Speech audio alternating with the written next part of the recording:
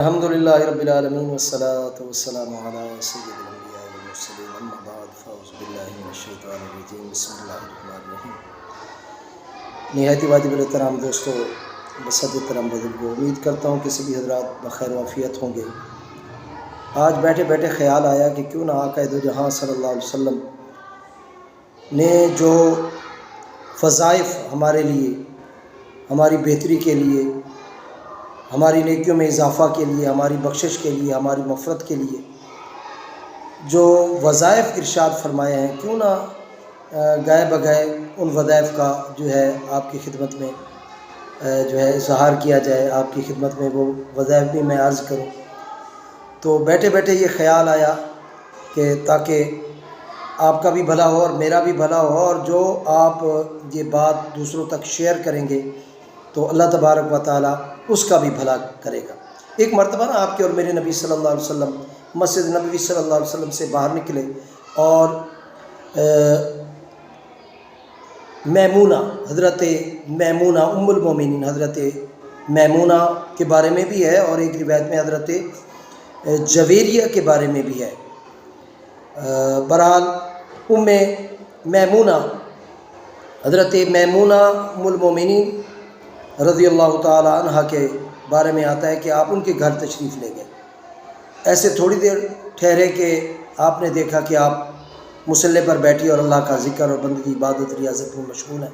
آپ کے اور میرے نبی صلی اللہ علیہ وسلم باہر تشریف لے گئے۔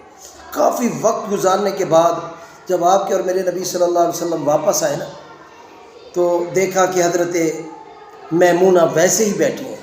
تو آپ نے پوچھا، اے میمونہ، کیا تم نے میرے جانے کے بعد کوئی اور دنیاوی کام نہیں کیا؟ اس نے کہا، یا رسول اللہ، کوئی دنیاوی کام نہیں کیا، بس میں اللہ کا ذکر کر رہی ہوں اس وقت سے بیٹھی ہوئی اب تک۔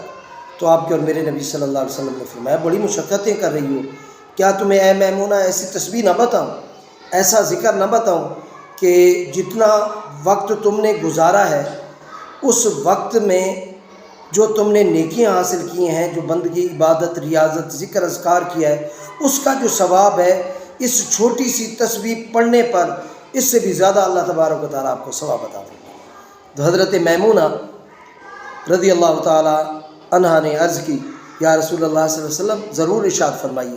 تو آپ کے اور میرے نبی صلی اللہ علیہ وسلم نے یہ تسبیح ارشاد فرمائی، ضرور اس کو یاد کریں اور اٹھتے بیٹھتے چلتے پھرے صبح و شام اس کا ورد رکھیں۔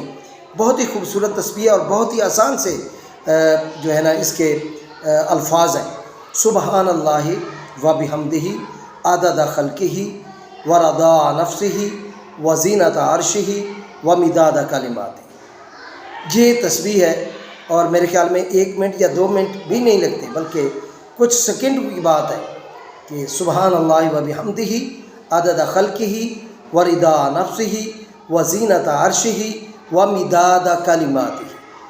فرمایا، اے حضرت میمونہ، اے میمونہ، اگر تو یہ تسبیح پڑھ لیتی تو اتنی جو تو نے مشقت اٹھائی ہے اور اتنی دیر جو تو نے تسبیحات علائی ہیں، یہ اس تسبیح کا ثواب۔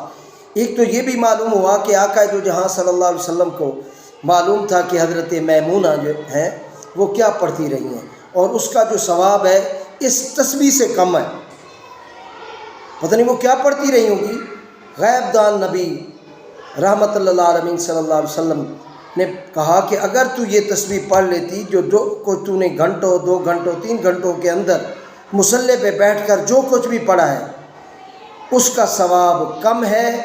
اس تسبیح کا ثواب جو ہے وہ اس سے زیادہ ہے جو تو نے 3 گھنٹوں میں پڑھا ہے، یا 2 گھنٹوں میں پڑھا ہے، یا گھنٹے میں پڑھا ہے۔ سبحان اللہ۔ اللہ تعالیٰ ہم سب کو عمل کی توفیق بخشے، اور مالک الحمد جزل ہم سب کی دنیا آخرت بہتر بنائے، اور اس ذکر کو خود بھی کریں اور اپنے دوست احباب میں بھی شیئر کریں، تاکہ آپ کے دوست احباب بھی اس تسبیح سے فائدہ اٹھا کے ان کی دنیا آخرت بھی اللہ تبارک و تعالیٰ بہتر بنائے۔ آمین بحرمت سید الامین۔